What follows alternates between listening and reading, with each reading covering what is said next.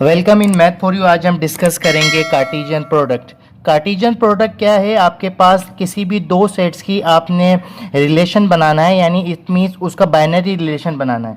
तो Cartesian product के लिए आपके पास दो सेट होना ज़रूरी है और उन दोनों सेट का आपके पास नॉन एम्प्टी होना ज़रूरी है। इट मीन्स आपके पास दो सेट होंगे और वो दोनों सेट क्या होंगे? Non empty. जैसे कि हमने एक सेट लिया है ए, उसके मेंबर्स हैं 1 2 3 और उसके बाद एंड आपके पास बी सेट है जिसके मेंबर्स आप फॉर एग्जांपल ले लें ए बी। ये आपके पास ए और बी सेट हो गए। आपके पास कार्टेशियन प्रोडक्ट किस तरह फाइंड होती है? आपके पास कार्टेशियन प्रोडक्ट फाइंड करने के लिए कोई भी दो सेट चाहिए होते हैं। तो अब हम ए और बी की कार्टेशियन प्रोडक्ट फाइंड करेंगे। तो हम कार्टेशियन प्रोडक्ट को लिखते हैं ए इस क्रॉस बी। इसको पढ़ते हैं ए क्रॉस बी। इसका मतलब क्या है कि हम कार्टेशियन प्रोडक्ट फाइंड कर रहे हैं ए की विथ बी के साथ। It means cartesian product of A with B. इसको रीड किस तरह करेंगे? इस तरह जिस तरह मैंने अभी बताया है। उसके बाद आपके पास लिखा हुआ है ए सेट। तो ए सेट के एलिमेंट्स क्या हैं आपके पास? 1 2 3। देन कार्टेशियन प्रोडक्ट का सिंबल क्रॉस। उसके बाद आपके पास बी सेट क्या है? ए कॉमा बी। आपने क्या करना है, जब आप कार्टेशियन प्रोडक्ट निकालते हैं किसी भी सेट्स की, तो आपने क्या करना होता है, जो पहले सेट्स के जो एलिमेंट होते हैं उनका रिलेशन बनाना होता है दूसरे सेट के एलिमेंट्स के साथ। जैसे कि फॉर एग्जांपल यहाँ पे हमारे पास पहला एलिमेंट है 1, तो आपके पास 1 किसके साथ रिलेशन बनाएगा? ए के साथ। फिर इसके बाद ए 1 किसके साथ रिलेशन बनाएगा? बी के साथ। तो आपके पास जब ये रिलेशन बनाएगा तो ये बन जाएगा 1 कॉमा ए। तो ये ऑर्डर पेयर की फॉर्म में बनते हैं। जब आप कार्टेशियन प्रोडक्ट का सेट बनाते हैं तो हमारे पास जो सेट आता है वो सेट होता है ऑर्डर पेयर्स का।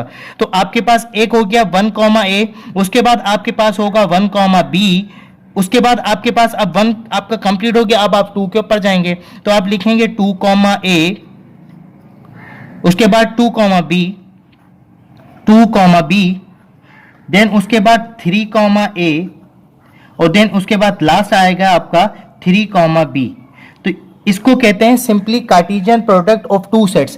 कार्टेशियन प्रोडक्ट के लिए दो सेट का नॉन एम्प्टी होना जरूरी है कि आपके पास उन सेट्स के अंदर कुछ ना कुछ एलिमेंट होने चाहिए। अगर हम कार्टेशियन प्रोडक्ट को अगर इसका रिवर्स करें, अभी हमने क्या फाइंड किया? ए क्रॉस बी। इट मींस अगर हम एक बी क्रॉस ए फाइंड करें तो उसके अंदर क्या चेंजेस होगी वो अभी देख लेते हैं। जैसे कि आपके पास ए सेट है और बी सेट, अब पहले लिखना है आपने ए कॉमा बी, देन उसके बाद आपके पास है ए सेट, आपके पास है 1 2 3।